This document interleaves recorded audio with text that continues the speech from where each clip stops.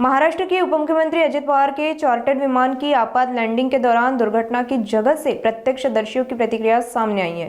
प्रत्यक्षदर्शियों के मुताबिक लैंडिंग के समय विमान अचानक असंतुलित हो गया और तेज आवाज के साथ रनवे से फिसलता नजर आया। घटना की जानकारी मिलते ही प्रशासन, पुलिस और दमकल विभाग की टीमें मौके पर पहुंची और सुरक्षा घेरा बना लिया गया। फिलहाल विमान हादसे के कारणों की जांच की जा रही है।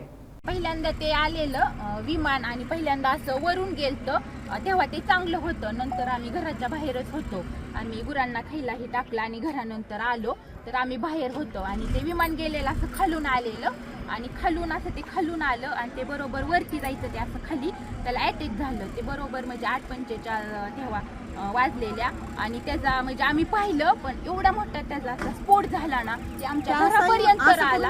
असं ते फिरलं आणि खालीच क्रॅक झालं। ते धावपट्टीवर गेलंच नाही, तसं असं जागेवर त्याचा स्फोट झाला। आम्ही एवढं घाबरलो तरी पण म्हणजे ते आले वरून पोलीस ही, मग आम्ही गेलो 15 मिनिटं थांबले। मग आम्ही घरून तरी पण आम्ही पाणी आणलं, बादल्याने पाणी घेऊन आलो, त्यांच्यापाशी पाणी दिलं, विजवलं आणि ती बॉडी अशी साईडला पडलेली आणि त्यांचं मुंडकं ही पूर्ण म्हणजे साईडला होतं ना, अशी निम्मी बॉडी होती ती आम्ही पूर्णपणे पाहिलेली बॉडी। आणि नंतर ते म्हणले कापड वगैरे, मग आम्ही ब्लँकेट ही सगळं गुंडाळायला दिली आणि तसं झाल्यानंतर 15-20 मिनिटांनी मग ते गाडी आली आणि ते बॉडी अशी गुंडळून नेली। वाईट झालं ते बघितल्याला आम्ही खूप घाबरलो। तुम्ही काय बघितलं?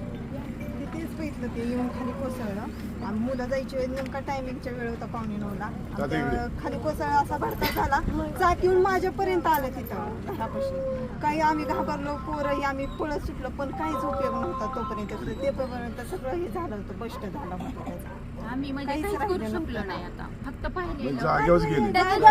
काहीच राहिलं